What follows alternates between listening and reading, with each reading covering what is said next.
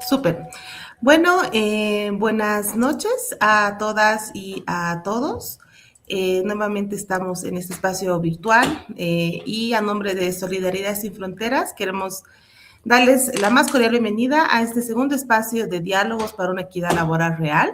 Ya hemos tenido el primero hace algunos meses y hoy hemos denominado este encuentro como Mismas Capacidades, Mismas Oportunidades, con el subtítulo, además, de Género, Juventudes y Desigualdades en el Mundo Laboral.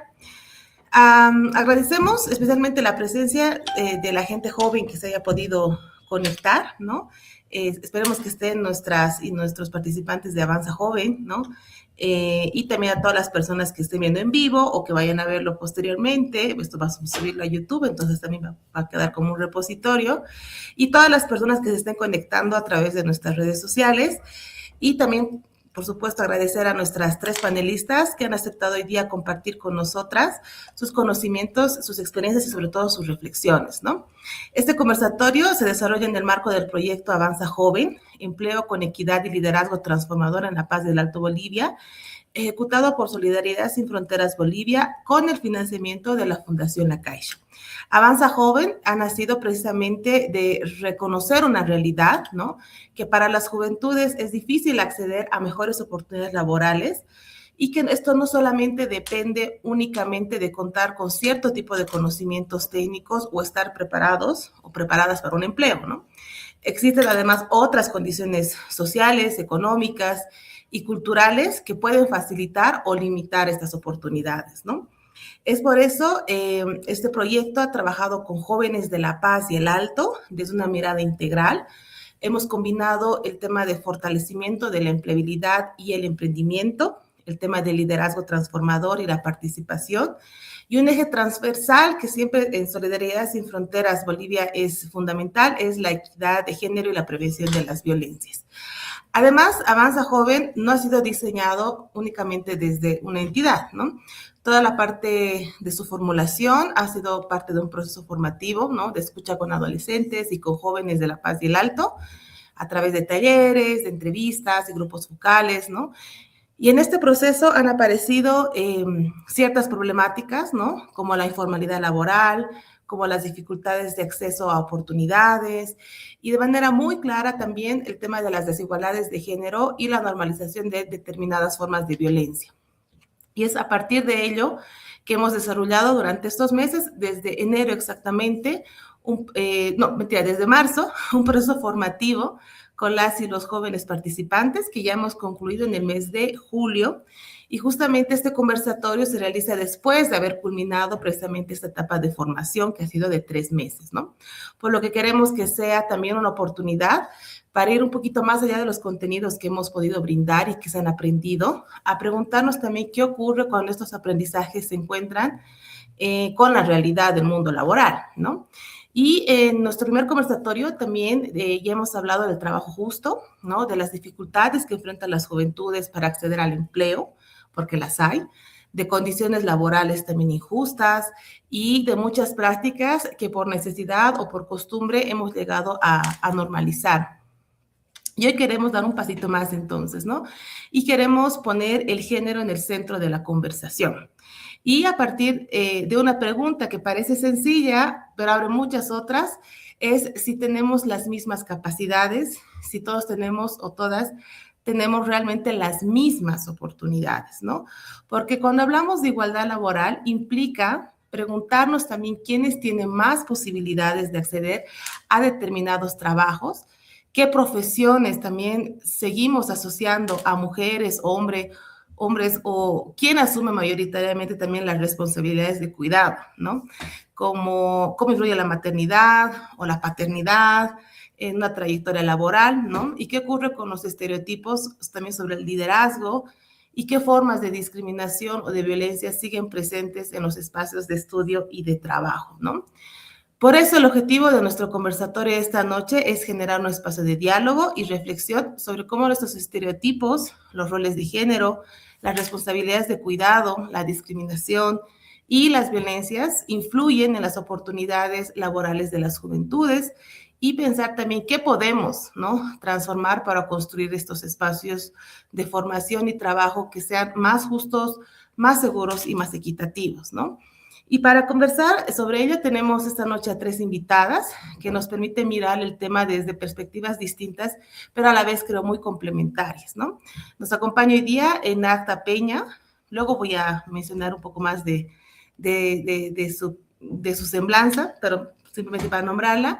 Ella es nuestra especialista en técnica de género de Solidaridad Sin Fronteras Bolivia, quien nos va a aportar especialmente desde el análisis de género, desde los estereotipos, los roles y también las desigualdades que atraviesan las juventudes, ¿no? Y también desde la mirada en primera fila, ¿no? Con el trabajo que hemos realizado con las y los jóvenes de Avanza Joven.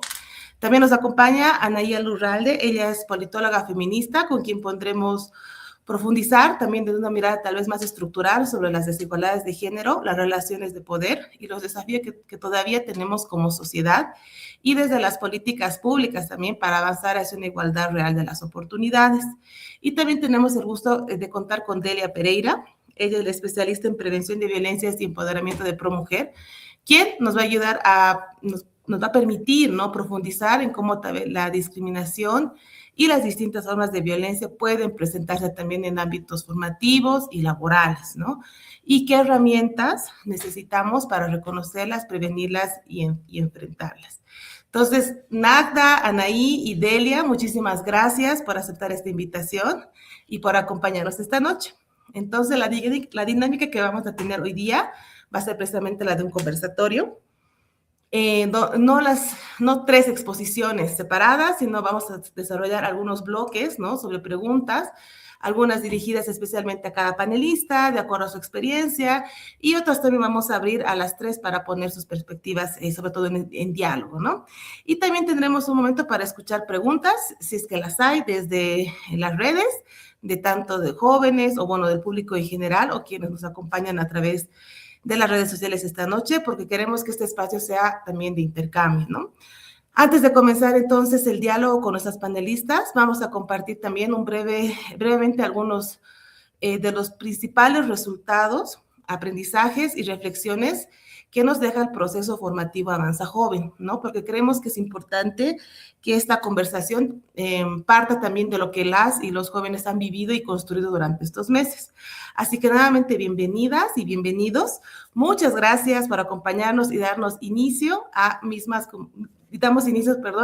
capacidades y mismas oportunidades. Entonces, por favor, si me pueden poner el slide de la presentación. Gracias. Entonces, bueno, antes de iniciar, como les comentábamos, el diálogo con nuestros panelistas, queremos compartir brevemente algunos resultados, ¿no? Y sobre todo algunos aprendizajes que nos deja el proceso formativo de Avanza Joven.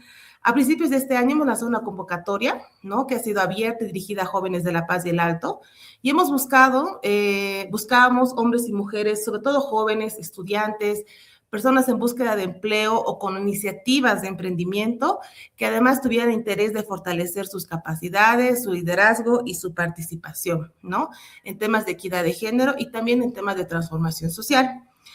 Después del proceso de postulación y selección, hemos conformado un grupo de 50, casi, para ser exactas, 51 jóvenes, ¿no?, donde han participado 36 mujeres y 14 hombres con perfiles y trayectorias muy diversas, ¿no? Les dejo este dato a las panelistas, ¿no?, de 36 mujeres y 14 hombres, que creo que también es un punto de partida, ¿no? Desde el inicio quisimos con Avanza Joven que fuera algo más que una capacitación puntual, porque ha sido un proceso largo de 3 meses, ¿no? De hecho, uno de los principios del programa era precisamente entenderlo como un proceso de crecimiento personal, profesional y comunitario. Por eso hemos desarrollado una formación integral organizada en 3 grandes líneas. La primera estuvo orientada en el tema de empleabilidad y las competencias personales y sociales, ¿no?, o habilidades blandas también, como se llama, ¿no? Y hemos trabajado desde el autoconocimiento, la construcción de un perfil laboral, hasta herramientas concretas, ¿no?, como elaboración de currículum. Hemos hecho simulaciones también de entrevistas laborales, la comunicación asertiva, el tema de trabajo en equipo, resolución de conflictos y la identificación de situaciones de discriminación o acoso en espacios laborales, ¿no?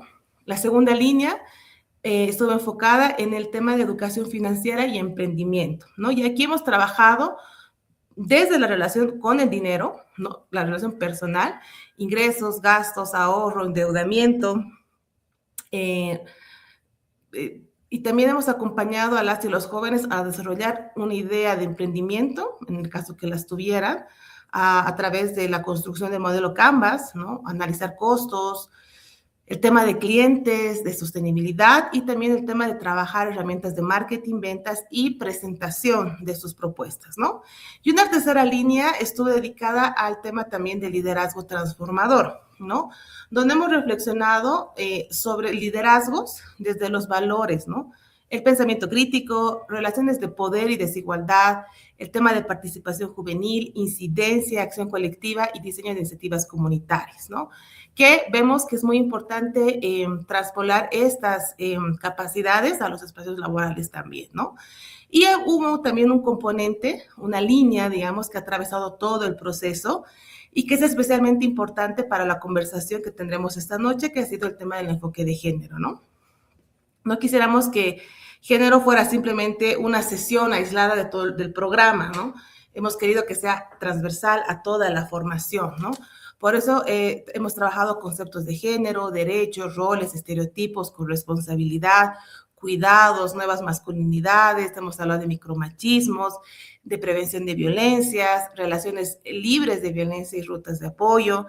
Y al mismo tiempo también hemos incorporado esta mirada cuando hablamos de empleo, cuando hemos hablado de liderazgo, cuando hemos hablado de finanzas y de emprendimientos y de trabajo en equipo, ¿no? Y el propio programa, ¿no? Definió este componente como un eje transversal y esencial de la formación. Y consideramos que también esta es una metodología, ¿no? Que Solidaridad Sin Fronteras aporta, ¿no? A estos jóvenes y también a la sociedad, y también ponemos a disposición esta metodología para compartir, que vemos que ha funcionado muy bien, ¿no? Ahora, el proceso también nos planteó desafíos muy importantes, ¿no? Nuestra formación había sido diseñada principalmente de manera presencial. Sin embargo, durante los meses de mayo y junio, como ustedes saben, La Paz atravesó un periodo particularmente complejo, con 53 días de paro y conflictividad, ¿no? Que afectaron muchísimo la movilidad de las personas y la posibilidad de mantener las sesiones presenciales, ¿no? Que estaba inicialmente planificado así. Y ahí hemos tenido que adaptarnos, ¿no? Ya tenemos experiencias, ¿no? Ya hemos pasado por una pandemia también, entonces tenemos la capacidad de hacerlo. Y en lugar de detener la formación, hemos decidido trasladar las sesiones necesarias a la modalidad virtual, ¿no? Y continuamos acompañando el proceso también mediante nuestra plataforma Moodle que tenemos, que ya ha sido incorporada dentro del programa como una herramienta complementaria para acceder a materiales y recursos de aprendizaje. Eso ha significado un esfuerzo tanto para el equipo como para los jóvenes y las jóvenes conectarse, ¿no? A veces desde distintos lugares, a veces no se ha podido también. El tema de compatibilizar estudios, trabajo, seguramente responsabilidades familiares y una coyuntura social que no era sencilla para nadie, ¿no? Pero el proceso ha continuado. Y eso es algo que queremos reconocer especialmente hoy día, ¿no? De los 50 jóvenes seleccionados inicialmente, hemos llegado al cierre con una permanencia y conclusión cercana al 90%. No todas ni todos pudieron completar exactamente el recorrido porque las realidades de las juventudes también son distintas, ¿no?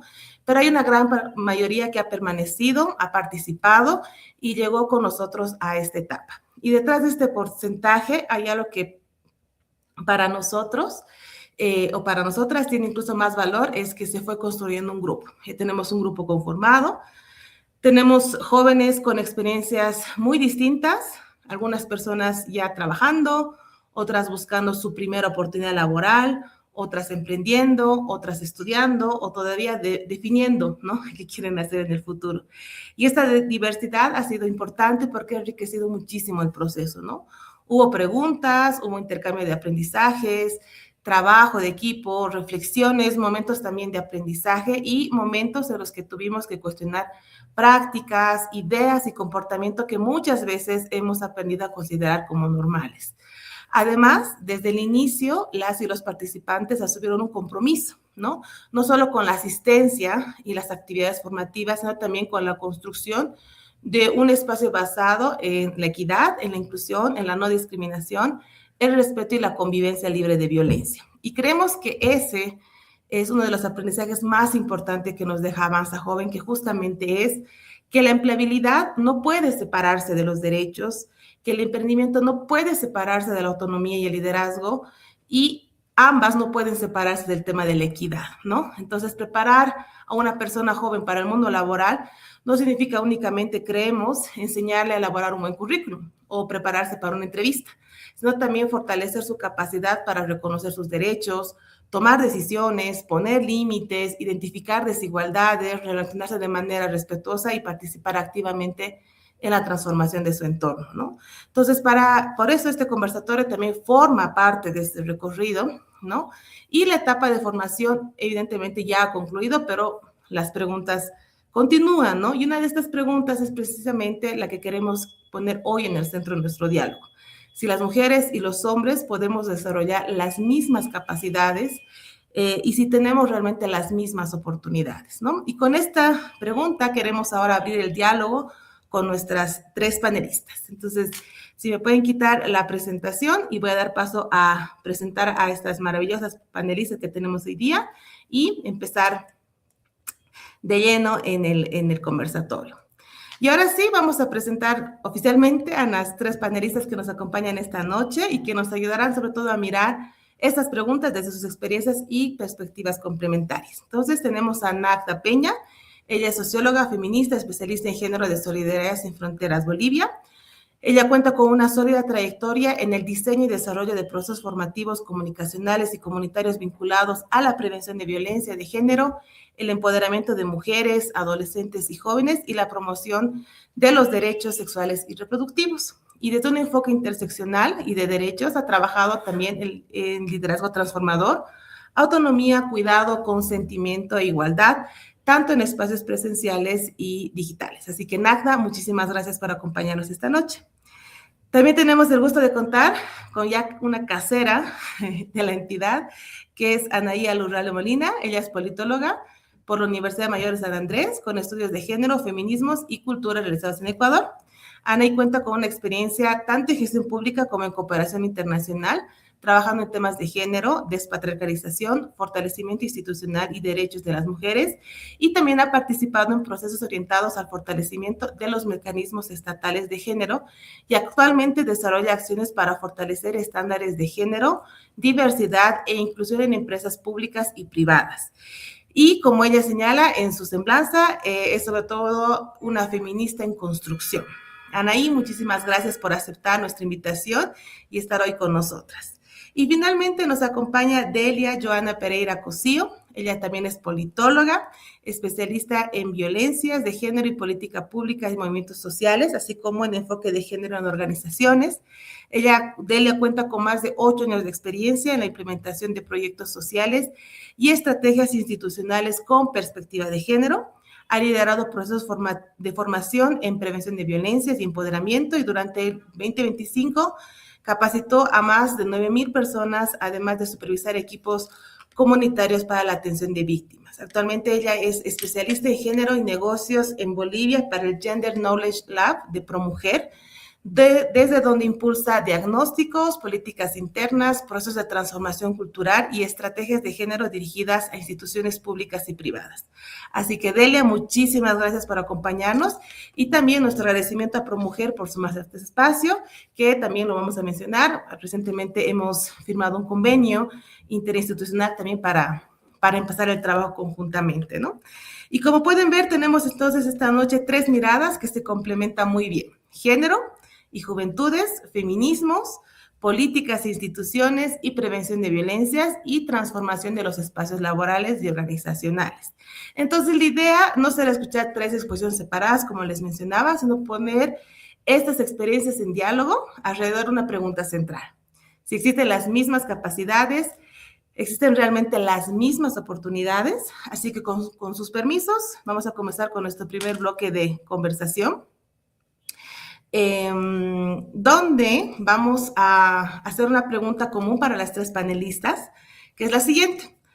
A partir de las experiencias compartidas por las y los jóvenes, ¿consideran usted, y desde sus experiencias obviamente, consideran que mujeres y hombres jóvenes cuentan realmente con las mismas oportunidades para acceder y permanecer y desarrollarse en el mundo laboral?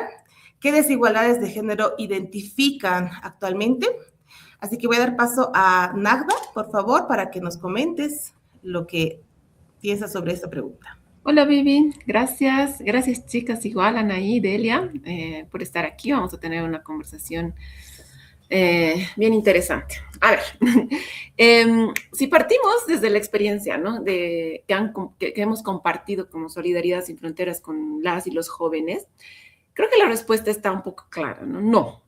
Mujeres y hombres todavía no cuentan con las mismas oportunidades en este mundo laboral que tenemos, ¿no? Y creo que es importante también decirlo, porque hay que nombrarlo también, ¿no? Aunque tengamos leyes, normas, discursos que sí hablan de estos temas de igualdad, la igualdad formal no significa necesariamente una igualdad real, digamos, ¿no? O sea, eso ya lo ves cuando tienes contacto con los jóvenes, ¿no? Y nosotros en todo este proceso de formación de la Avanza Joven hemos podido advertir esto, ¿no? Entonces, desde el análisis de género que tenemos como institución, desde nuestra experiencia también de trabajo con juventudes, vemos que las desigualdades comienzan incluso antes de que las personas comiencen a buscar el trabajo, ¿no? Hay este tema de las expectativas que construimos sobre qué queremos estudiar, porque ahí también tenemos que ver, ¿no? O sea, qué carreras estudian las mujeres, qué carreras estudian los hombres, y si todavía esa brecha sigue existiendo. Y sí, sí, ¿no? Porque todavía vemos que existen carreras que están, o ocupaciones, digamos, que están todavía feminizadas y otras que están masculinizadas, ¿no? A muchas mujeres jóvenes todavía se les sigue asociando con actividades que estén relacionadas con el cuidado, la atención, enfermería, educación o los servicios, ¿no? Mientras que hay otras áreas determinadas que son más masculinizadas, digamos, ¿no? Que aquí vienen los temas de las ingenierías, tecnología, industria y hasta el liderazgo, ¿no? Que estos siguen siendo percibidos como espacios más masculinos. Entonces, aquí ya entramos, ¿no? O sea, antes de que empieces a trabajar, ya tienes una carrera que has estudiado que también ya te está determinando, ¿no? Y hay otra segunda desigualdad, digamos, que podríamos nombrar que tiene que ver mucho con el trabajo de cuidados, ¿no? Muchas mujeres jóvenes no solamente se encargan del estudio, también tienen que hacerse cargo del cuidado o de las tareas domésticas en el hogar, ¿no? Cocinar, tal vez cuidar a sus hermanos menores, capaz hijos, hijas, cuidar a los padres también o hacerse cargo de las tareas netamente domésticas, ¿no? Entonces aquí también ya vemos una ruptura, ¿no? Y no es solamente el tema de que nos piden que nos capacitemos, de que tengamos experiencia, de que estemos en este mundo, ¿no? Y de que seamos independientes económicamente. Al mismo tiempo se espera que nos sigamos haciendo cargo de las otras tareas, ¿no? Y esto, quieras o no, afecta a la permanencia laboral. Aquí podemos hablar también de las renuncias, ¿no? ¿A qué debemos renunciar? ¿No? Queremos capacitarnos, queremos subir escalones en nuestras fuentes de trabajo, está bien, lo vamos a hacer, pero también necesitamos soporte, ¿no? Hay un dicho que dice, ¿no? O sea, para que un hombre esté ahí al frente liderando, el presidente, no sé, o cargos altos, siempre hay alguien ahí atrás que está encargándose de criar a los hijos y de hacerse cargo de la casa también, ¿no? Y aquí ya vemos esta ruptura, ¿no? Y también, que seguramente lo vamos a ver más adelante, el tema de la maternidad, de la paternidad, que también influye en las oportunidades, ¿no? Y también podemos mencionar el tema del liderazgo, el tema de las oportunidades que tenemos para escalar en distintos puestos como mujeres. Sabemos que es muy complicado.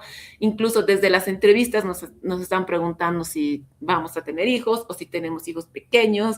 De hecho, si tenemos hijos pequeños ya no somos parte, digamos, ¿no? O sea, ya es como que una X y que continúe el siguiente, ¿no? Les conviene contratar a una persona, obviamente un hombre joven, que no tenga todos estos trabajos de cuidado por detrás, ¿no?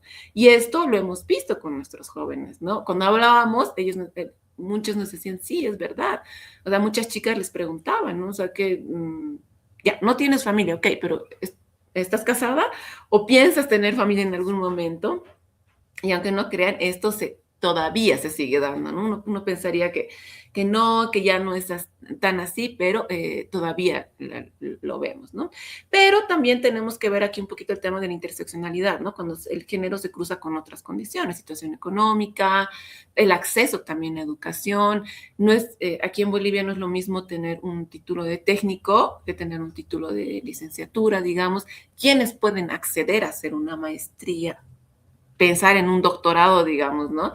Entonces, ahí tenemos que ver este tema de que mismas capacidades, mismas oportunidades, ahí está el desafío, ¿no? Precisamente es cuestionar esa idea de que si dos personas tienen las mismas capacidades, ¿por qué automáticamente no tienen las mismas oportunidades? Ahí está. Muchísimas gracias, Nadja. Sí, realmente tu mirada, además del proceso que hemos tenido con las y los jóvenes, ha sido muy importante, ¿no? Bueno, continuamos contigo. Queremos escucharte, querida Anaí. Hola, gracias, ¿me escuchan? ¿Me confirman? Súper. Bueno, para empezar, un saludo a todo el equipo de Solidaridad Sin Fronteras por el proceso que nos han contado hoy día, que han llevado a cabo durante esos 3 meses, y sobre todo por compartir estos resultados ahora con la audiencia que nos va a ver, ya sea ahora en vivo o posteriormente, porque finalmente lo que se hace, lo que se está haciendo en las instituciones que trabajan estos temas, tiene que socializarse, tiene que llegar al debate público, ¿no? Entonces, muchas gracias por organizar el espacio y obviamente por hacerme parte de él. Bueno, yo voy a partir de una premisa que me parece importante al momento de hablar de empleo, trabajo, género, etcétera, ¿no? Todos estos temas que estamos viendo. Creo que después de mi experiencia laboral y académica también, puedo afirmar que el mercado laboral no es un espacio neutro, ¿no? No donde llegamos libres y llegamos con nuestras capacidades y simplemente intercambiamos trabajo por salario. Es un espacio, o sea, el mercado laboral hay que entenderlo como un espacio que está atravesado por relaciones de poder, por relaciones de clase, por relaciones donde ya hay una división social y sexual del trabajo, ¿no? E incluso si vamos más allá, el mercado laboral tampoco es neutro a nivel geográfico, digamos, ¿no? Tu lugar de nacimiento va a determinar mucho más ya tu futuro que tal vez cualquier decisión personal. Entonces, en ese sentido ya también pensamos, o sea, sobre todo en un país, sobre todo Latinoamérica, en un país donde tenemos una fuerte cantidad de personas que todavía viven en el área rural. Yo creo que también es importante analizarlo también desde ahí, ¿no? Como este mercado laboral no va a ser un espacio neutro, está atravesado por relaciones de poder, está atravesado por relaciones de clase y se materializa en este mercado laboral lo que venimos hablando mucho tiempo dentro de los debates del feminismo, pero también dentro de los debates de la economía del cuidado, la división sexual del trabajo, los trabajos que se han asignado históricamente a hombres y a mujeres, pero también hay una división social del trabajo, ¿no? Para qué clases están determinados ciertos trabajos y para qué clases están determinados otros en términos de jerarquía. Entonces, creo que desde esa lectura estructural, ¿no? Creo que es una mirada estructural de la desigualdad, sobre todo anteponiéndonos a nuestro lugar de enunciación de Bolivia. Por supuesto, ahí encaja muy bien también lo que ya analizaba Nadja, ¿no? Una joven puede tener exactamente el mismo título universitario que un hombre de su misma edad y sin embargo no estar situada en el mismo lugar social, ¿no? Entonces, esto puede estar determinado porque probablemente ella ha tenido que cuidar a alguien más mientras estudiaba, porque probablemente su trayectoria laboral se ha visto atravesada por un embarazo. Viene esto de la división sexual del trabajo, porque determinados trabajos siguen siendo considerados femeninos y otros masculinos. Y por supuesto, ¿no? Hay mujeres jóvenes que por más que tengan el título universitario, que lo han logrado con esfuerzo, lo han logrado tal vez en una universidad pública o incluso en una universidad privada, pero siguen enfrentando desigualdades vinculadas a su origen social, a su territorio, a la pertenencia étnica que tengan, a la discapacidad si tienen alguna, a la orientación sexual o a la identidad de género que tengan también, ¿no? Entonces, en ese sentido, creo que la pregunta puede ir más allá, ¿no? No solamente si tenemos las mismas oportunidades jurídicas, porque ya lo decía Nadja, a nivel de igualdad,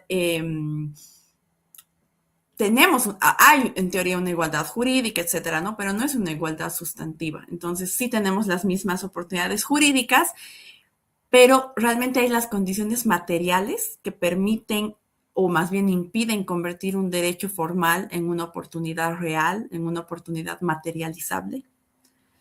Creo que cuando hablamos de estas preguntas que que ustedes están provocando hoy día, siempre voy a intentar volver a contestar y analizarlas desde las condiciones materiales, porque si no miramos estas, si no las reconocemos, creo que se puede correr el riesgo de confundir igualdad de derechos con igualdad de posibilidades, ¿no? Entonces, creo que por ahí yo dejaría como estas ideas, sobre todo esta idea central de que el mercado laboral no es un espacio neutro, ya está determinado por relaciones de poder, y a ese mercado es al que los jóvenes ahorita tratan de acceder, y seguramente ya con las demás preguntas vamos a seguir desarrollando ideas en torno a esto, pero bajo esta premisa.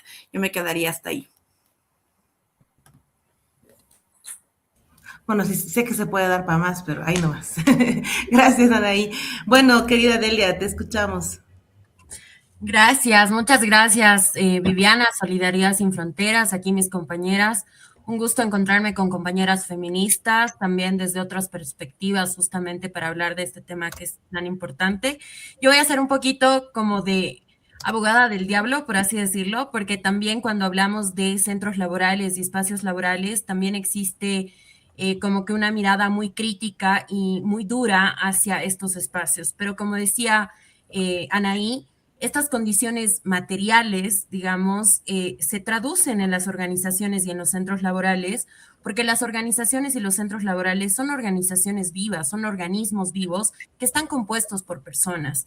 Y al estar compuesto por personas, justamente, todas y todos tenemos sesgos, roles, estereotipos que están interiorizados y están naturalizados en nosotros y nosotras y en los liderazgos de estas organizaciones normalmente, ¿no? Entonces, ahí decía, haciendo un poco de abogada del diablo, porque desde nuestra experiencia, justamente asesorando a organizaciones, a empresas privadas, públicas, a incorporar esta perspectiva de género, justamente vemos cómo todas estas condiciones materiales, estas relaciones de poder, estos roles, estereotipos, están presentes en justamente las personas que están en los procesos de selección, las personas que están en los cargos de liderazgo, las personas que son parte del equipo al que a esta mujer joven o este hombre joven va a ingresar, ¿no? Entonces, es un poco, digamos, duro muchas veces la crítica que se genera a las organizaciones diciendo de que hay mucho, digamos, lavado de imagen, que es mucho discurso, etcétera, etcétera. Sin embargo, hay que reconocer esto primero, ¿no? Que son las personas que reproducen muchas veces o perpetúan muchas veces estos roles, estereotipos o condiciones materiales en general, roles, como decía Anaí. ¿No? Entonces, ya volviendo a la pregunta, teniendo esta primera consideración, es que justamente la respuesta corta desde nuestra experiencia es que no, que evidentemente las mismas capacidades no se traducen en las mismas oportunidades, pero no solamente hay que analizar, digamos, este primer paso, como decían, de tratar de ingresar a una organización, ¿no? Hablar de oportunidades no es solamente el paso, digamos, del contrato, de entrar a un espacio o a un centro laboral, sino también oportunidades en cuanto a la promoción de las personas que ya están en los centros laborales y también la retención que se necesita, digamos, para tener la seguridad o estabilidad económica en un centro laboral, ¿no? Entonces, las juventudes evidentemente no llegan al mercado laboral desde el mismo punto de partida, tomando, como decía, las condiciones materiales, pero también todas estas condiciones como de cuidado que decían, ¿no? El hecho de cuidar, por ejemplo, hermanas o hermanos, etcétera. ¿Cómo se traduce esto en los centros laborales o en un momento de una entrevista? Es que todo esto ha generado muchas veces pobreza de tiempo, sobre todo en las mujeres, mujeres jóvenes, y no les ha dado la oportunidad, por ejemplo, de acceder a formación complementaria, a cursos, a voluntariados, a experiencias extracurriculares, que son justamente las que son valoradas o las que son los requisitos o ventajas competitivas en un proceso de selección, ¿no? Entonces, son todos estos elementos que hacen que evidentemente estas oportunidades no sean las mismas, por un lado para las mujeres jóvenes y también para los hombres jóvenes. Otro de los factores o desigualdades que identificamos es justamente a partir de estos roles y estereotipos, es que cuando los hombres jóvenes asumen o se les incentiva, por ejemplo, a asumir riesgos, a mostrar actitudes de liderazgo o posiciones más fuertes, son mejor valoradas, ¿no? Que cuando estas mismas actitudes en una entrevista, por ejemplo, ocurren del lado de una mujer joven, ¿no? Aquí es donde justamente existen las percepciones de que esta mujer es mandona,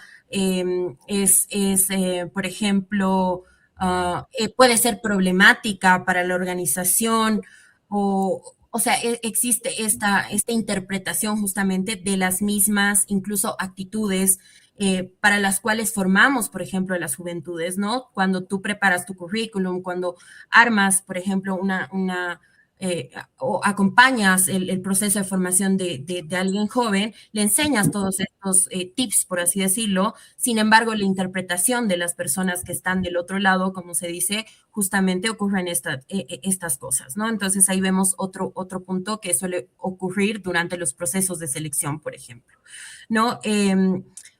Cuando llegas a estas entrevistas, esas diferencias de socialización ya están presentes no solamente en las personas que están queriendo entrar a ese espacio laboral, sino también, como decía, del otro lado, de las personas que hacen parte del proceso de selección o de la misma organización, ¿no?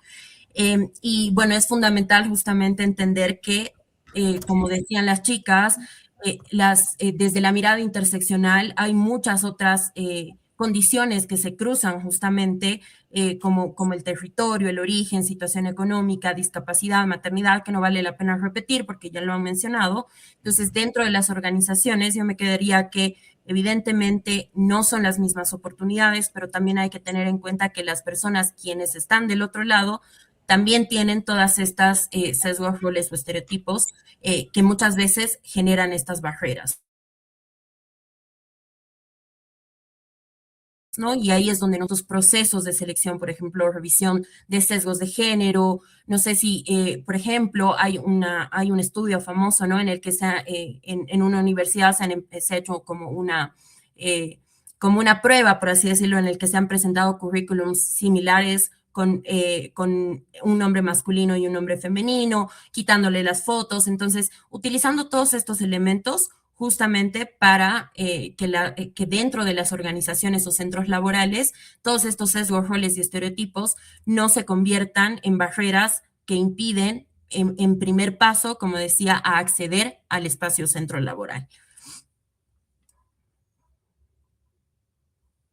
Muchísimas gracias, querida Delia. Sí, creo que este primer bloque nos deja una conclusión bastante clara, ¿no?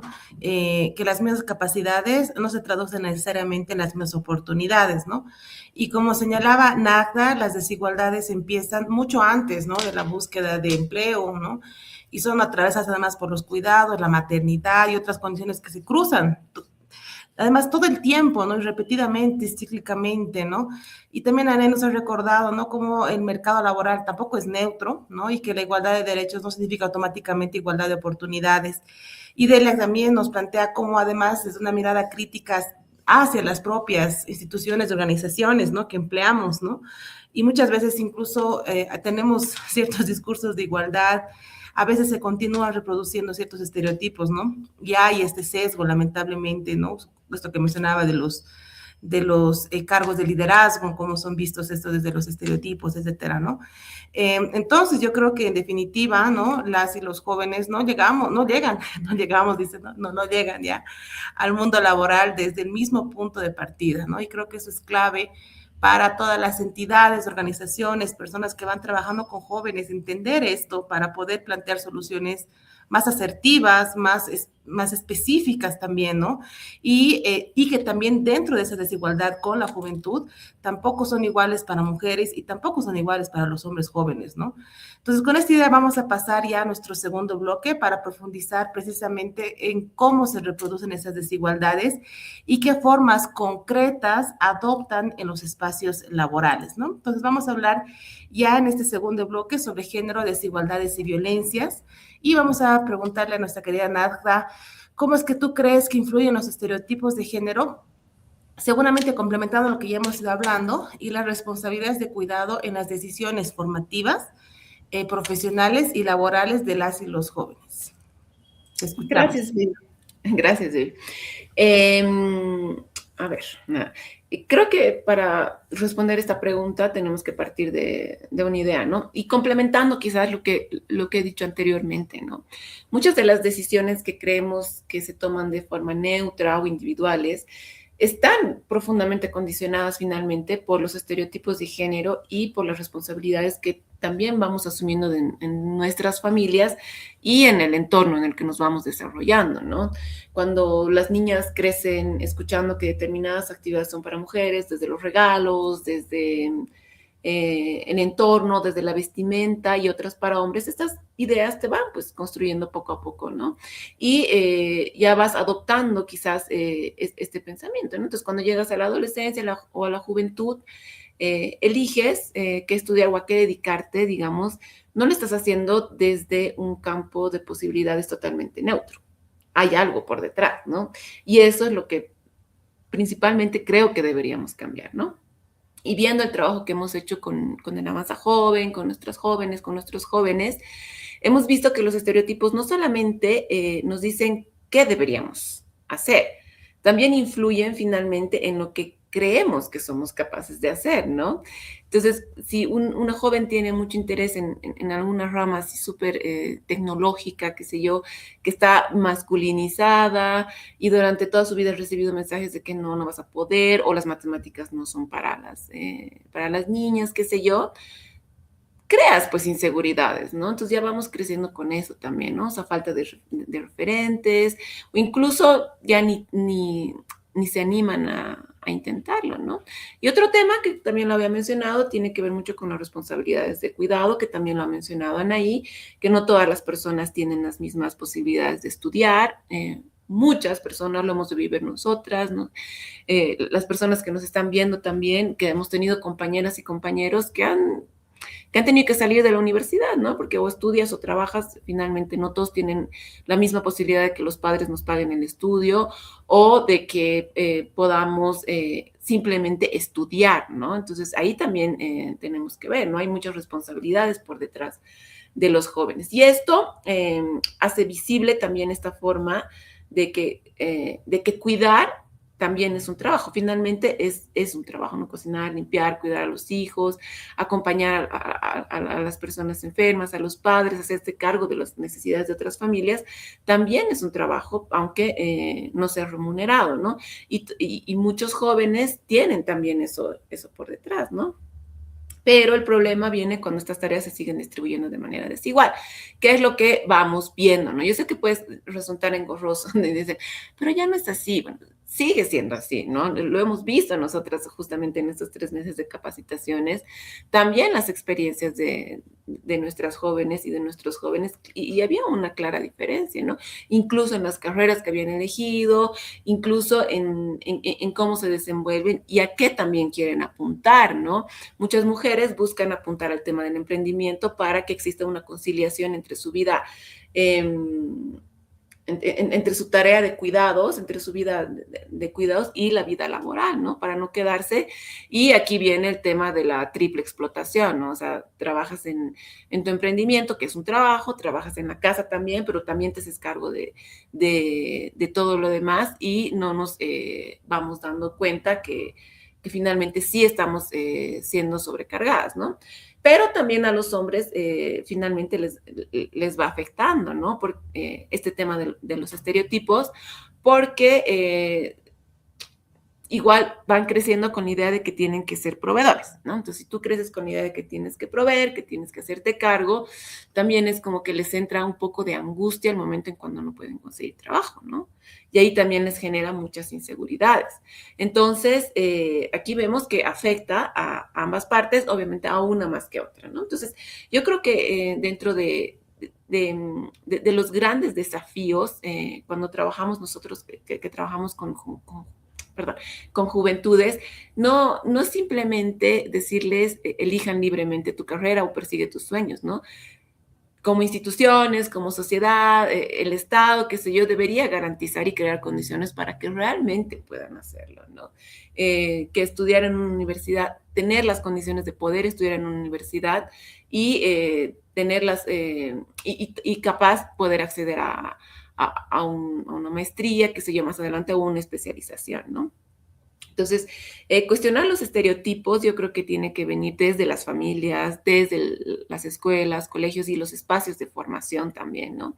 Generar diferentes referentes también para jóvenes, mujeres y hombres que puedan imaginarse también en otras profesiones. Ahora ya la brecha ha disminuido bastante, ¿no? O sea, hace 20 años era imposible ver, bueno, hace 30 años, digamos, era imposible ver a mujeres en carreras de ingeniería, digamos, ¿no? Ahora ya hay, efectivamente, pero todavía continúan los sesgos, ¿no? Entonces, yo creo que tener la libertad de elegir también depende de las condiciones que tenemos para hacer esa elección, ¿no? Como decía, no es neutra. Y si queremos hablar de oportunidades para las juventudes, tenemos que concebir también que un joven pueda, no tenga que elegir entre estudiar y cuidar, ¿no? O trabajar y cumplir con las responsabilidades domésticas, ¿no? Y esto, bueno, viene también con el trabajo que hacemos con ellos, ¿no? De poder ayudarles a generar un proyecto de vida y también responder a las expectativas de género que la sociedad ha construido para ellos, ¿no? O sea, quitarnos esas expectativas, más bien, me estoy confundiendo. Eso, Vivi. Gracias, querida Nagda. Sí, yo creo que es muy importante todo lo que mencionas y es evidente que hay avances, pero todavía falta, ¿no? Y bueno, querida Anaí, ya que tú nos estabas comentando un poco este tema de ¿no? De la igualdad jurídica, pero que al final también no garantiza precisamente algo real. Aunque las normas reconocen igualdad y tenemos bastantes, ¿no? ¿Por qué las mujeres y otras poblaciones jóvenes continúan enfrentando precisamente mayores barreras para acceder a empleos dignos y desarrollar trayectorias laborales? Que eso es otro tema, ¿no? Pero ahí te consulto esto que ya nos has mencionado un poquito. Gracias, Vivi. Pues sí, definitivamente creo que algo que hay que traer, sobre todo en este tiempo que se está cuestionando tanto la agenda de derechos lograda, que no ha sido una agenda regalada, los derechos que tienen las mujeres actualmente. Creo que eso también es bueno que la audiencia que nos escuche, sobre todo los más jóvenes y jovencitas, los derechos que hoy están ejerciendo ustedes, estamos ejerciendo nosotras, han sido producto de luchas, ¿no? De luchas sociales, y que hoy están poniéndose nuevamente en una tela de juicio. Entonces, creo que hoy en día, más que nunca, es importante hablar sobre la igualdad formal y la igualdad sustantiva, porque las normas, y ya lo decía Vivi, tenemos una arquitectura jurídica bastante potente en Bolivia, reitero, producto de luchas sociales, pero pueden decir que mujeres y hombres somos iguales. Sin embargo, estas normas no borran automáticamente estas relaciones sociales que producen desigualdad.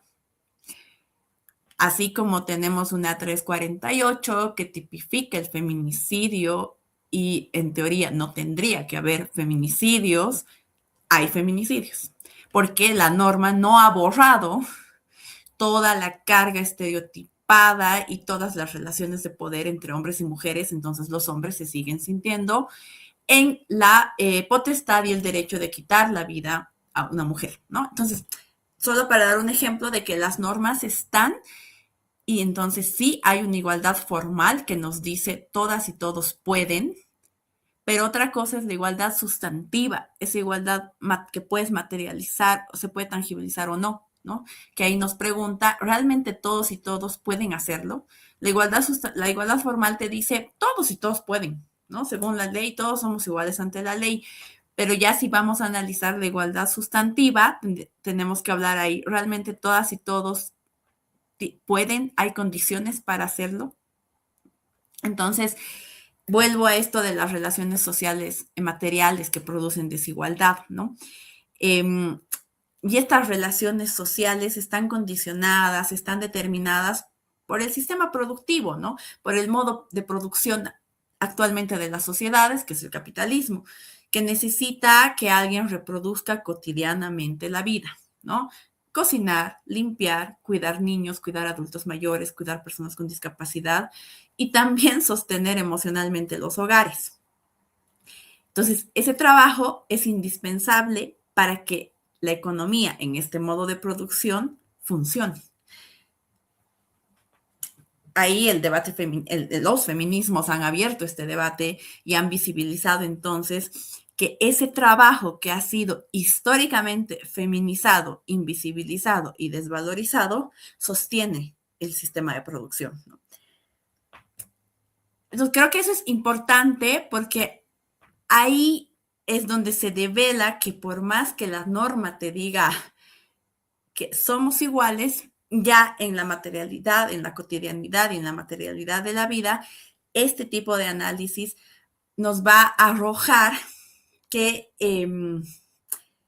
para que no entramos al mercado, para empezar, como ya lo decía también Nadja, no tomamos decisiones de manera totalmente autónoma y soberana. Hay condiciones que determinan nuestras decisiones, ¿no? Y por otro lado, ya cuando se trata de lo laboral, también entramos no solamente en desventaja, sino que se ha naturalizado también esto de la vida, de esto de los sistemas de cuidados, que es una parte de la vida reproductiva, la reproducción social, históricamente ha sido desvalorizada. Entonces, si ahí sí la traemos un poco a la Silvia Federici, por ejemplo,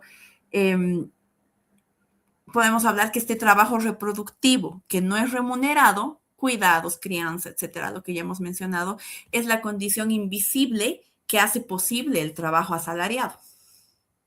Entonces, esto impacta directamente en las mujeres, específicamente volviendo siempre al centro del tema, a las juventudes, porque una mujer joven no llega entonces al mercado laboral solo con un buen currículum, llega también con una propia distribución social de su tiempo.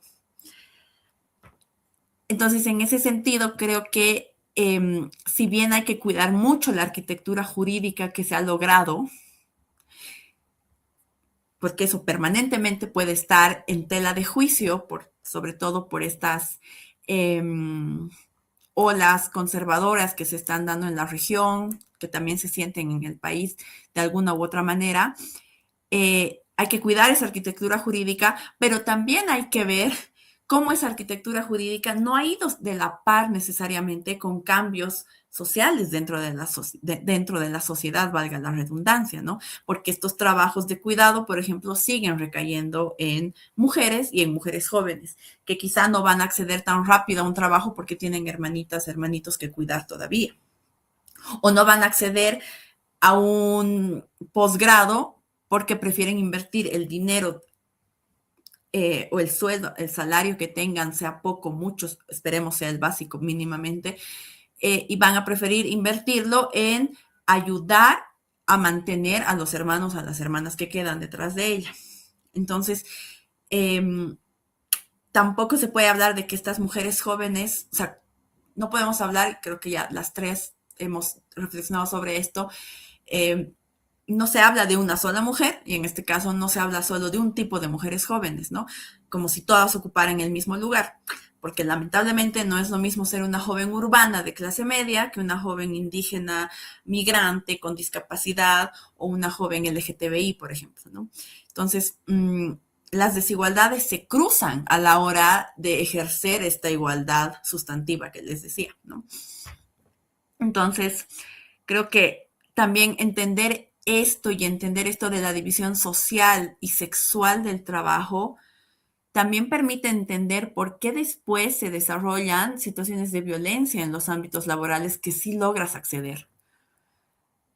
Creo que ahí la violencia laboral, el acoso laboral, por ejemplo, comienza mucho antes que un acto tangible, exacto y concreto, sino ya pueden incluso estar determinadas en personas que son consideradas menos, que son consideradas socialmente menos valorables, más disponibles, ¿no? Por ejemplo, estoy hablando de mujeres en situación de migración, por ejemplo, ¿no?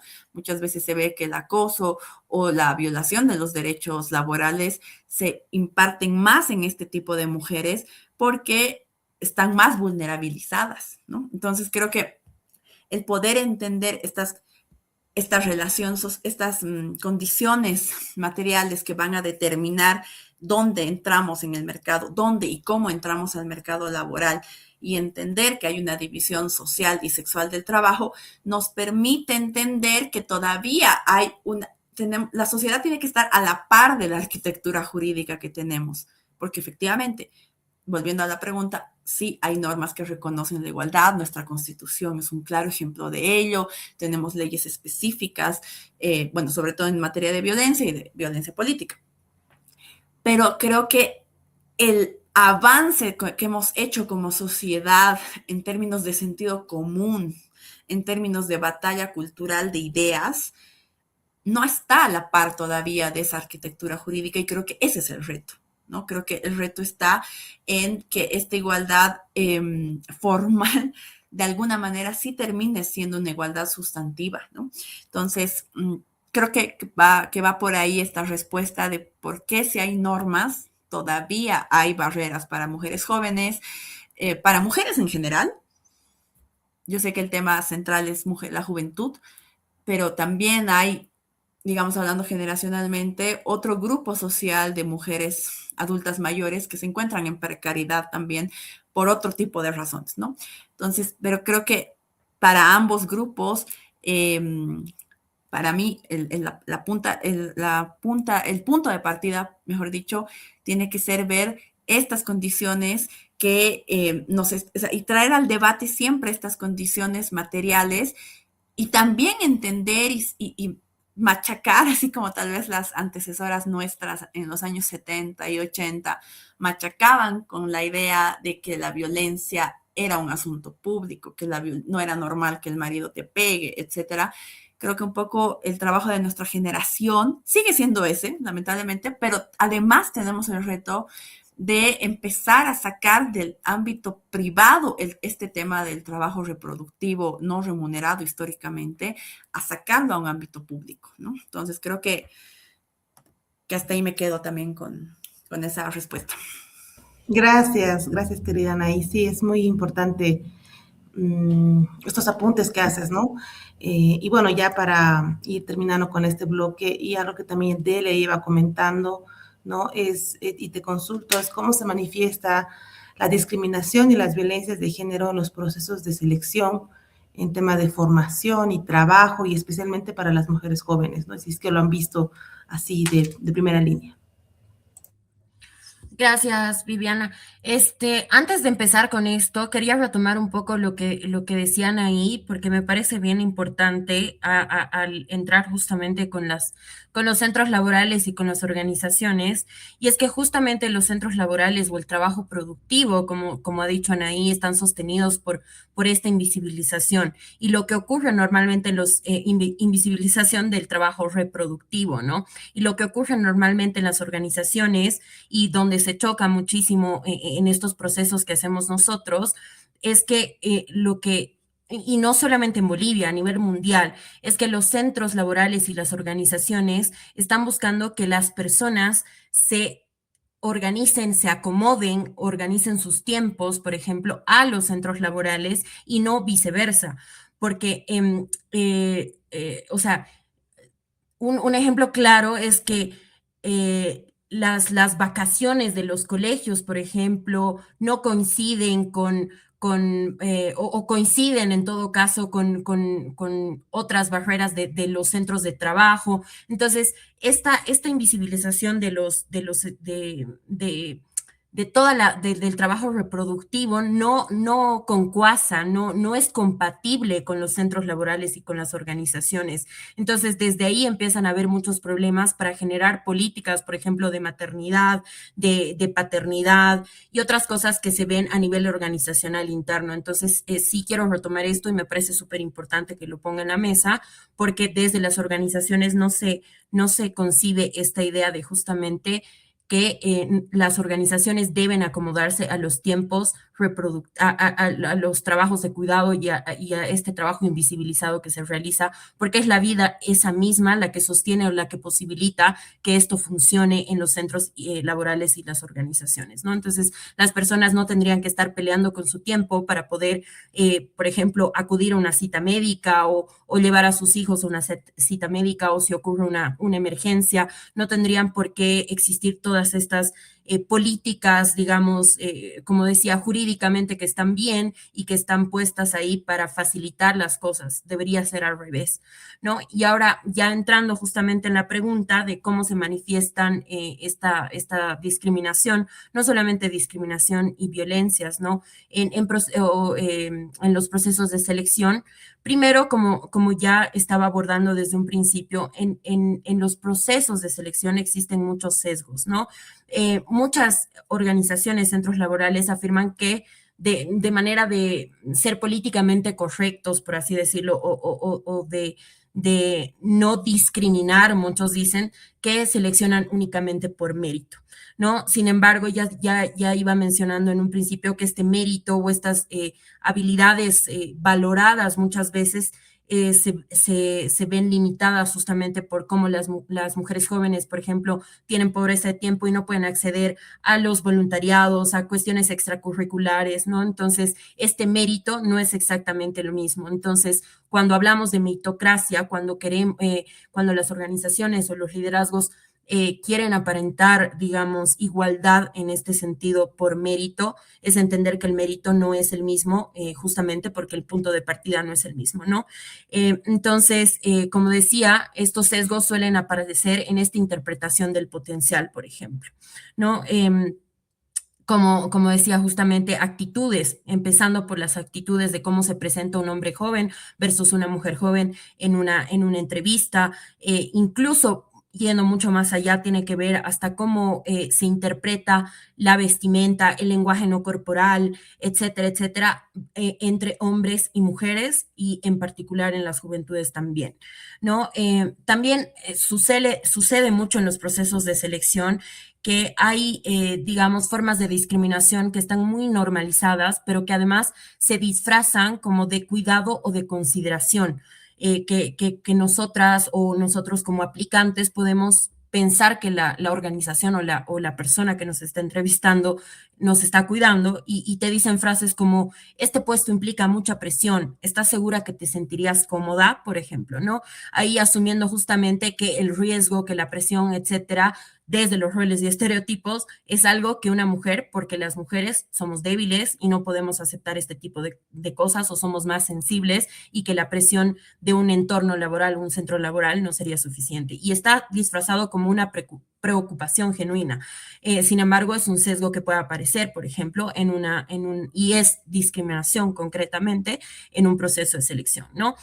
Otra cosa que ocurre mucho, por ejemplo, ya cuando, por ejemplo, has derribado todas estas barreras en las que te dicen que ingenierías o en las que no vas a acceder como mujer joven a un trabajo, por ejemplo, no sé, en campos, digamos, masculinizados, por así decirlo, lo que te dicen también, otra de las frases es, este trabajo tiene muchas salidas a campo.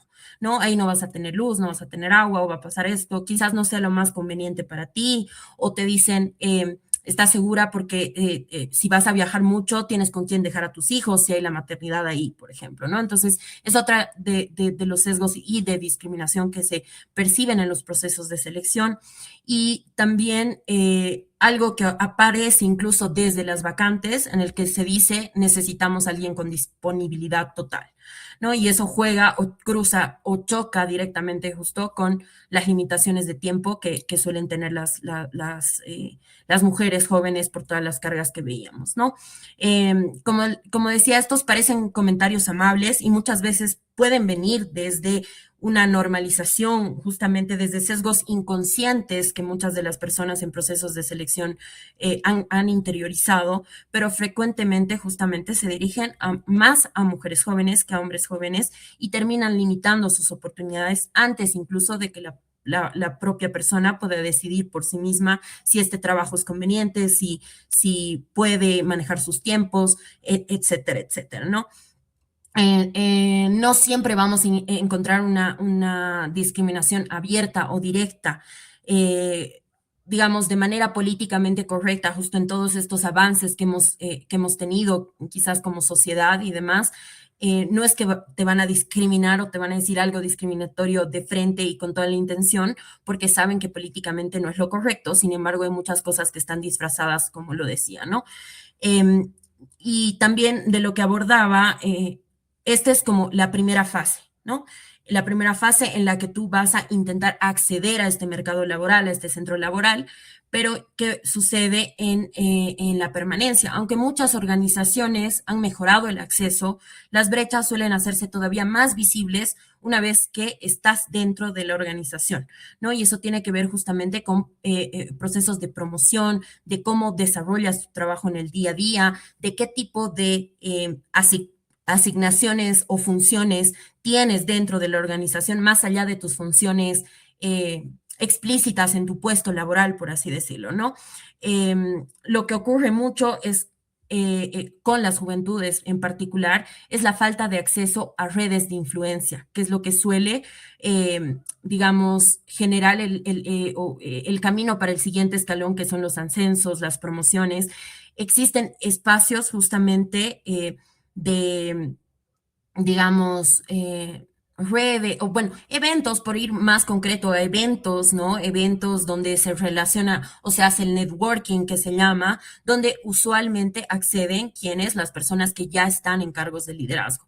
Entonces, la falta de acceso a estas redes de influencia genera que esta, digamos, corta trayectoria laboral no pueda seguir creciendo y no pueda avanzar desde las juventudes, ¿no? Muchas oportunidades de aprendizaje, de mentoría o visibilización de las capacidades de estas juventudes terminan circulando en estos espacios informales donde las personas jóvenes obviamente no siempre son tomadas en cuenta, ¿no? Otra que es transversal y que es muy importante es el adultocentrismo, ¿no? Lamentablemente todavía escuchamos expresiones como todavía le falta madurar o es muy joven para liderar, o que primero gane experiencia, aun cuando la persona ya demuestra muchas competencias para asumir nuevos desafíos, ¿no? Es una paradoja muy fuerte que cuando tú estás empezando tu trayectoria laboral y sales con todo el hambre, por ejemplo, has tenido la oportunidad de acceder a una universidad, terminar tus estudios, etcétera, y quieres empezar tu trayectoria laboral, te piden experiencia, ¿no? Pero ¿qué experiencia vas a generar tú si no te han dado la oportunidad de generar experiencia?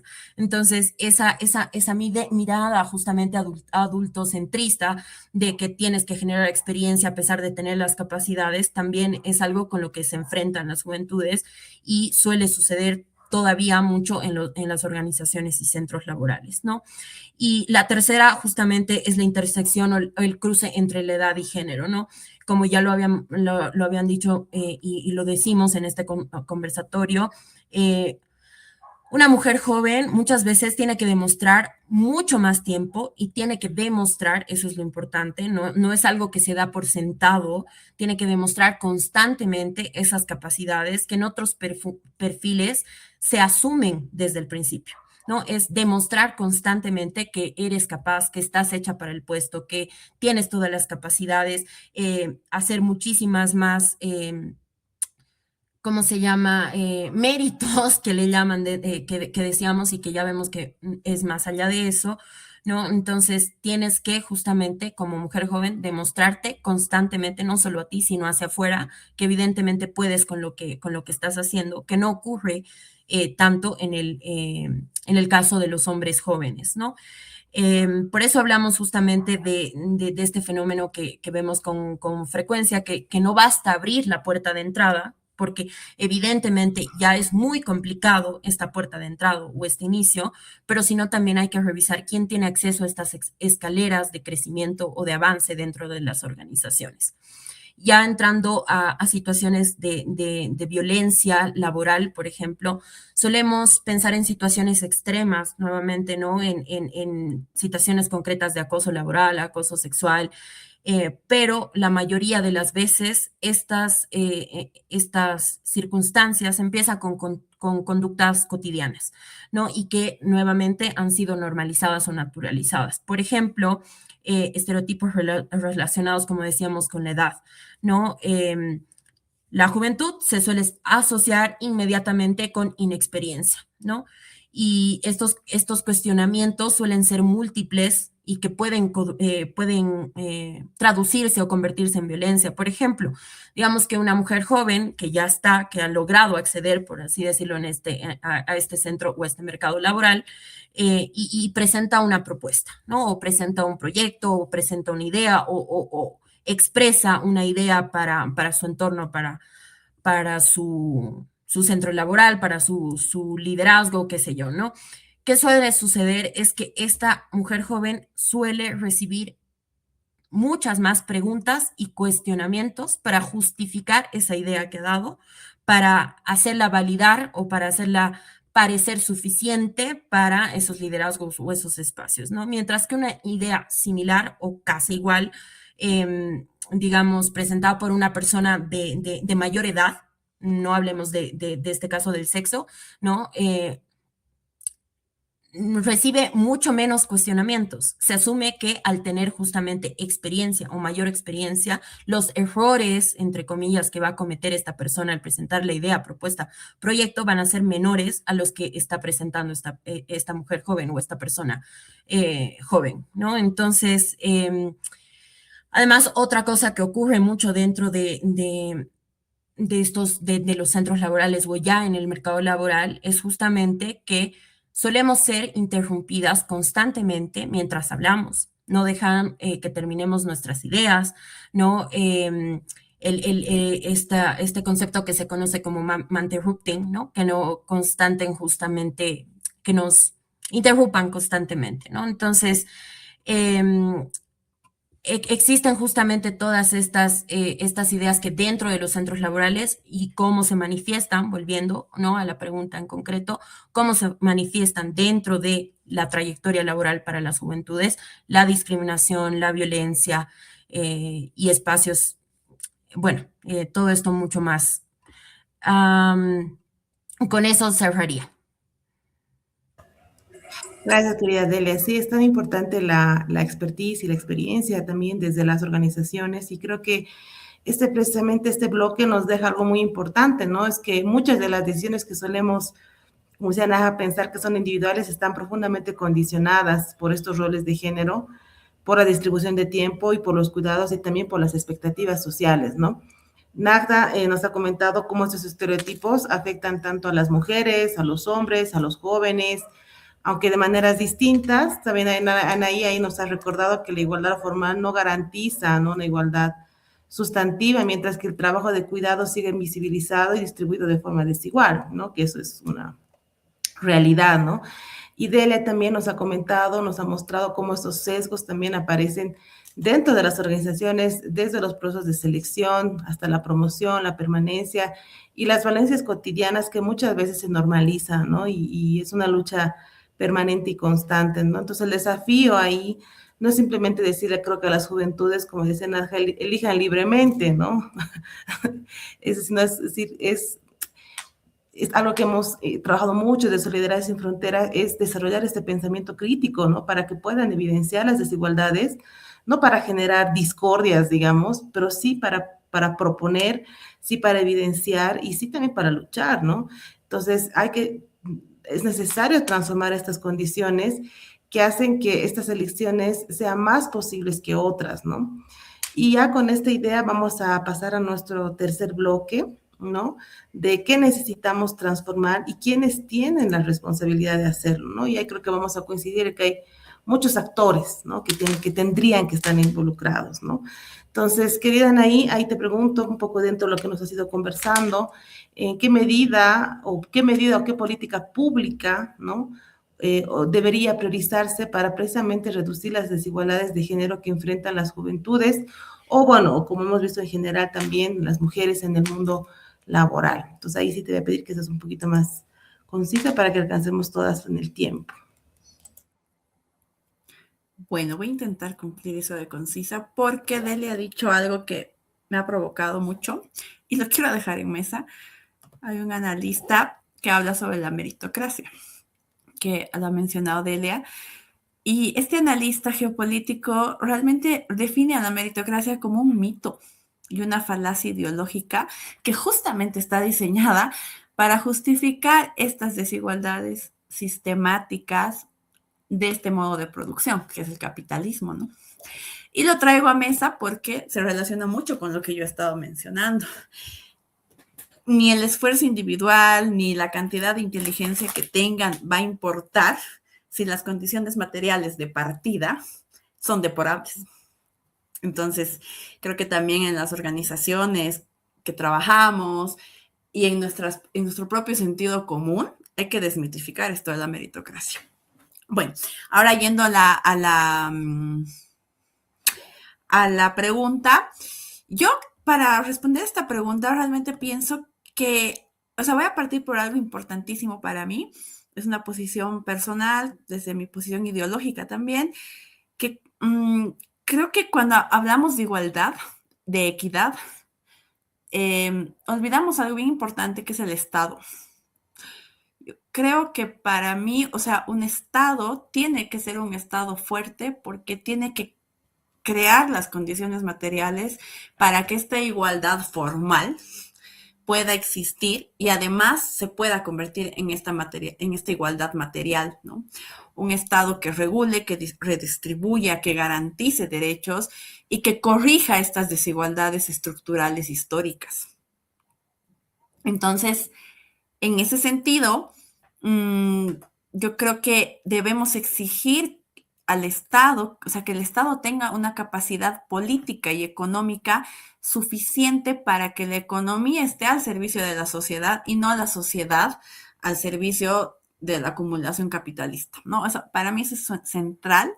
Y ya yendo en lo específico, si me preguntan como una política pública, lo relaciono mucho con esto que he estado planteando durante el debate. Hablaría de esto, hablaría de un sistema nacional de cuidados. Si me dirían qué política pública podría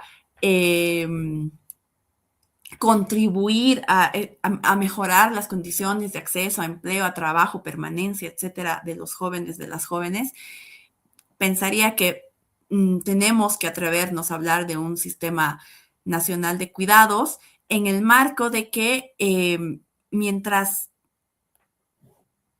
sigamos reproduciendo esta idea, o sea, si el Estado es invisible en ese tema, ¿quién va a pagar todavía esa deuda histórica? Vamos a seguir siendo las mujeres y las mujeres que vengan, ¿no? Entonces, creo que en ese sentido hay que exigir que el Estado empiece a pensar, así como se le exigió en algún momento a los Estados-nación, todo esto, de empezar a pensar en la violencia, sacar a la violencia de la esfera doméstica a la esfera pública, ¿no? El salto lo tenemos clarísimo. De una 1674 hemos pasado a una ley 348. También tenemos que empezar a exigir que este tema de cuidados salga del debate privado, de este espacio incluso romantizado, ¿no? Que uno cuida, que uno sostiene el hogar por amor.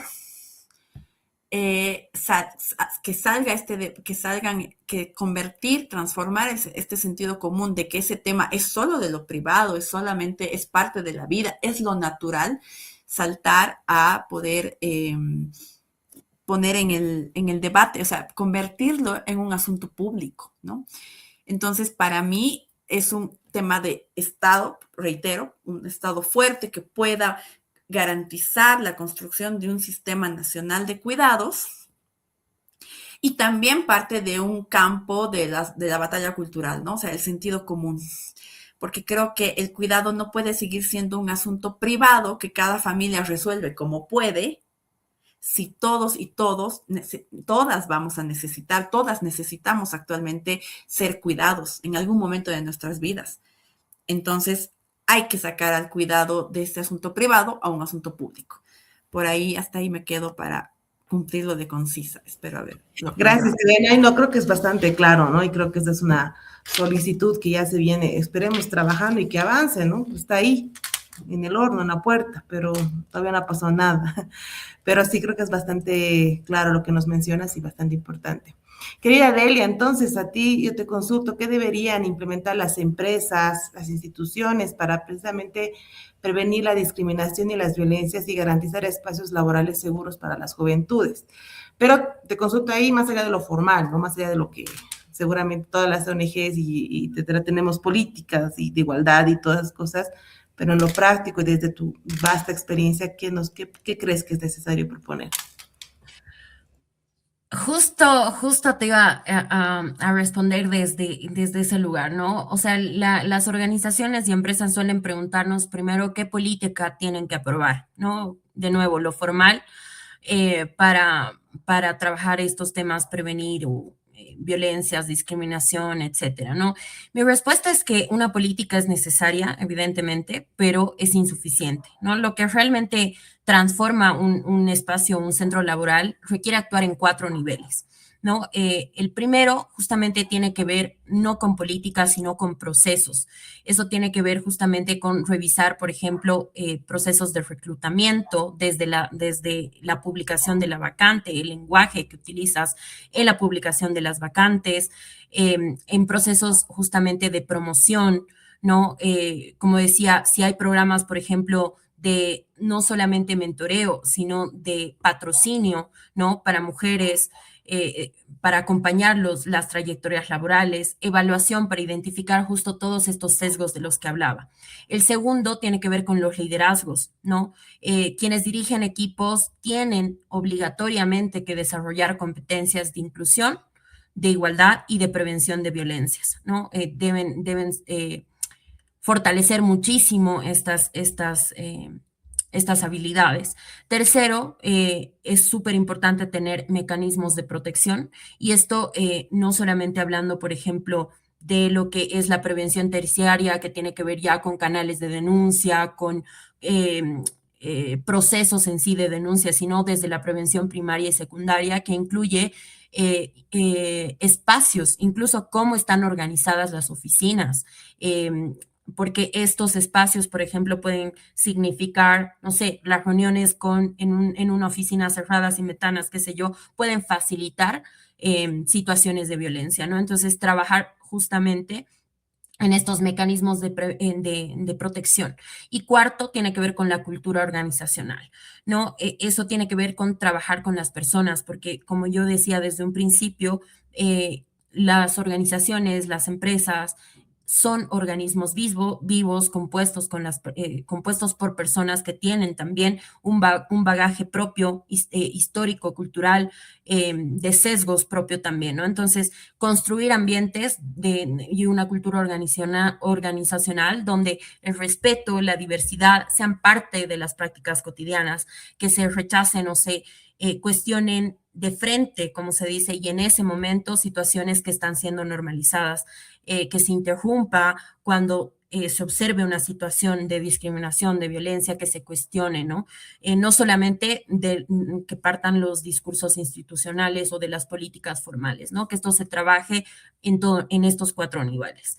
Las empresas más inclusivas, digamos, no son las que nunca tienen problemas, eso es algo que siempre decimos también, ¿no? Las organizaciones creen como que al tapar el problema o al no verlo realmente, no es que o no está pasando, o al negarlo no está pasando, ¿no? Entonces las organizaciones que se animan a dar el paso de reconocer que evidentemente estos roles, estereotipos, posiciones, digamos, de poder, etcétera, etcétera, influyen, y los abordan, no solamente los reconocen, los abordan, generan mejoras continuas y se convierten en organizaciones más inclusivas. Ay, gracias, le he hecho correr, creo, perdón. Pero realmente así es súper conciso y súper claro, ¿no? Estos cuatro pilares que mencionas, ¿no? Creo que es un mapita ahí que nos da un poco de esperanza y que también es bastante concreto, ¿no? Y bueno, ya para ir cerrando, querida Nagda, ¿qué cambio pueden promoverse entonces desde las organizaciones, los espacios educativos también en los que has podido ver, en las propias juventudes, para cuestionar los estereotipos y construir relaciones laborales más corresponsables y sobre todo más equitativas? Gracias, Vivi. Bueno, si vamos a hablar de estos 3 niveles, ¿no? Podríamos ver que desde las organizaciones, yo creo que sí es necesario incorporar de manera real el enfoque de género en las prácticas institucionales, ¿no? La revisión de cómo se selecciona, cómo promovemos nuevas oportunidades, cómo se dan las oportunidades de liderazgo en estas instituciones, ¿no? En estas organizaciones, establecer mecanismos para prevenir la discriminación, pero que sean prácticos, ¿no? Porque obviamente el papel aguanta todo, ¿no? Podemos tener todo un decálogo, pero si no cumplimos al final no tiene sentido, ¿no? Tendrían que promover condiciones laborales que realmente permitan compatibilizar el trabajo con las responsabilidades de cuidado. Yo sé que es pedir mucho. Bueno, no debería ser pedir mucho en realidad, ¿no? Sino debería ser lo justo, ¿no? Yo creo que es realmente lo justo. Desde los espacios educativos, bueno, viendo esta experiencia que hemos tenido con los muchachos y las chicas de Avanza Joven, hemos visto que tenemos que empezar desde antes, ¿no? Entonces, cuestionar los estereotipos sobre las profesiones, mostrar referentes también diversos y generar oportunidades, ¿no? Para que las y los jóvenes puedan desarrollarse también en áreas que no son tradicionalmente femeninas o masculinas, ¿no? Y procurar que también tanto hombres como mujeres se involucren en las tareas de cuidado. Y desde las propias juventudes, como me preguntabas, creo que tienen un papel fundamental y yo creo que es el cuestionar, ¿no? Y lo que tú decías es muy cierto. Nosotros desde Solidaridad Sin Fronteras apostamos a eso, ¿no? Apostamos que las y los jóvenes puedan cuestionar, tengan las herramientas también para cuestionar aquello que se ha aprendido que es lo normal, ¿no?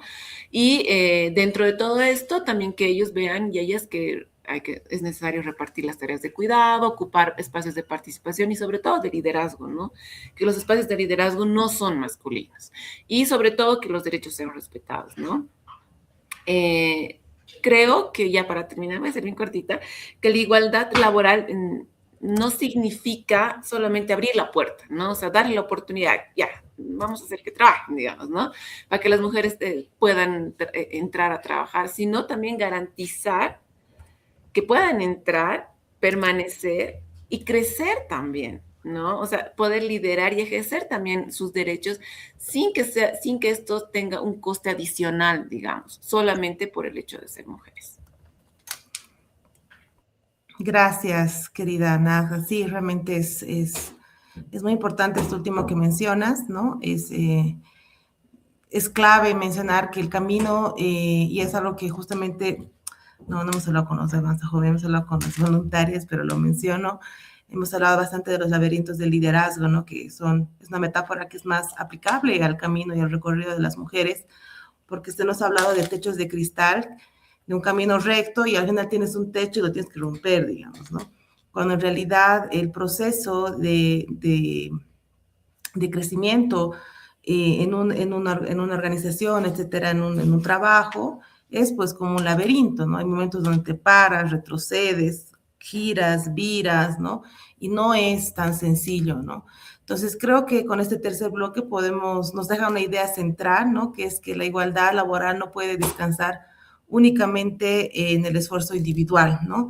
Si los puntos de partida, como mencionaba, son distintos, hablar solo de mérito termina ocultando las desigualdades que ya existen, ¿no? Y creo que esa es una tarea que habrá pues que sacarnos del cerebro, ¿no? Esto de la meritocracia.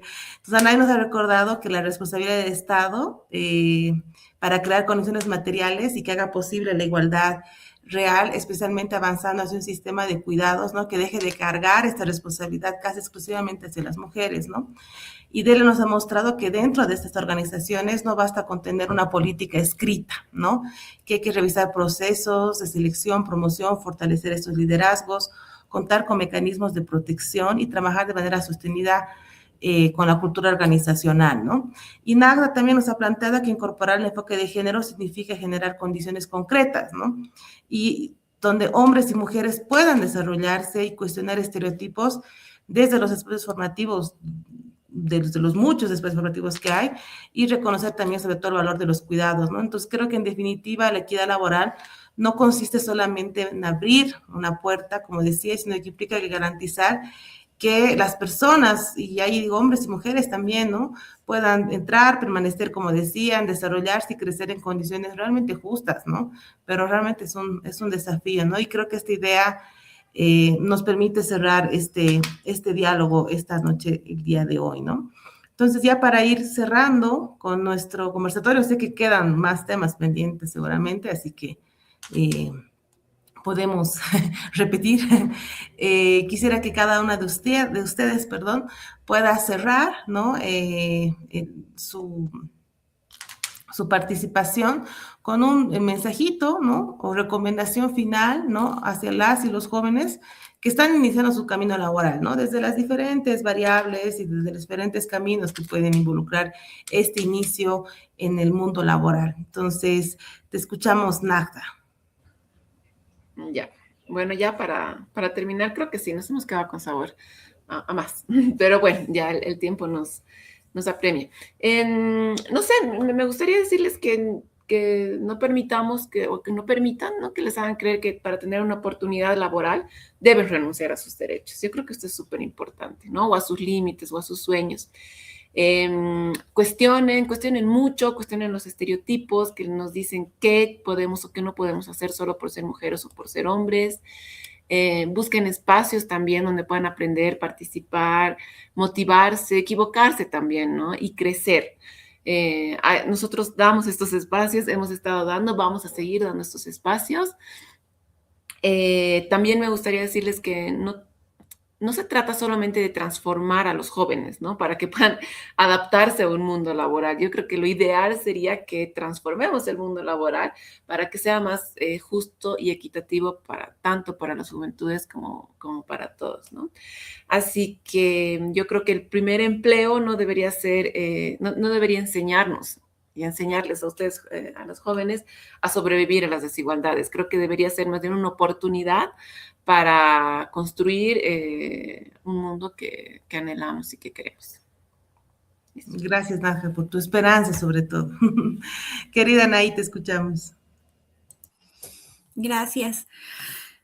Bueno, ¿qué les puedo decir? Yo creo que les diría que no olviden que el mundo laboral que están encontrando no es una realidad natural, ni es algo que no se puede modificar. Es una construcción histórica que ha atravesado relaciones de poder y precisamente por eso puede transformarse. Hace muchos años trabajar 15 horas era normal, trabajar sin vacaciones o sin aguinaldo era normal, trabajar sin derecho al descanso por la maternidad era visto como algo normal. Y hoy son derechos materializados, incuestionables, o por lo menos eso esperamos, excepto en Argentina, que han estado a punto de volver a las 12 horas laborales. Pero son derechos que, o sea, era una realidad normal que ha logrado transformarse. Entonces, en ese sentido, les invito a eso, a que puedan conocer, para empezar, conocer los derechos actualmente vigentes en esta igualdad formal que hemos hablado hoy, que se puedan formar y que se puedan organizar, ¿no? Y por eso, en ese sentido, hablando de estos 50 jóvenes, o creo que aproximadamente 40 que han terminado el curso de formación de Avanza Joven, ojalá nos estén viendo y ojalá se puedan organizar y todo lo que hayan trabajado en estos procesos de 3 meses no lo enfrenten o no lo materialicen solos, en soledad, sino más bien en colectivo, que puedan organizar y puedan intercambiar lo que conozcan sobre los derechos laborales vigentes, etcétera. O sea, creo que la organización es bastante importante en la esfera laboral. Eso, y también que podamos entender, y esto también va para un poco para nuestra generación, que creo que deberíamos empezar a entender el trabajo como una dimensión de nuestra vida, ¿no?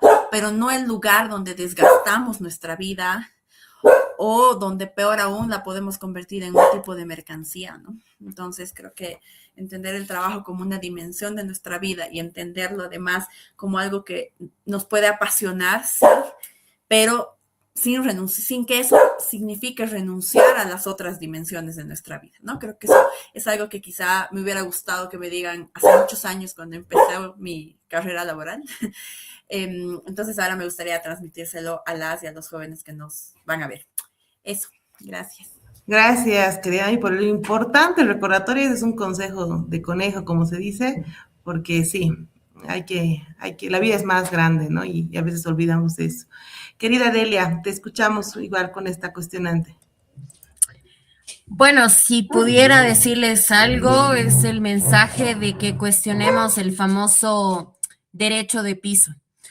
Algo que realmente aparece sobre todo cuando estás iniciando tu trayectoria laboral, en el que justamente por miedo, por esta asociación con inexperiencia, muchas y muchos de nosotros nos topamos en las organizaciones, en las empresas, ámbito público, privado, que choca especialmente con las juventudes, ¿no? Que cuestionemos que esto no debería ser así, no tiene por qué ser así, como lo han dicho mis compañeras, ¿no? Es justamente, hay que cuestionar estas prácticas que están normalizadas, pero sobre todo confiando en las capacidades que cada una y cada uno de nosotros tenemos, ¿no? Que no dejemos que esta idea de que nuestra juventud es sinónimo de inexperiencia.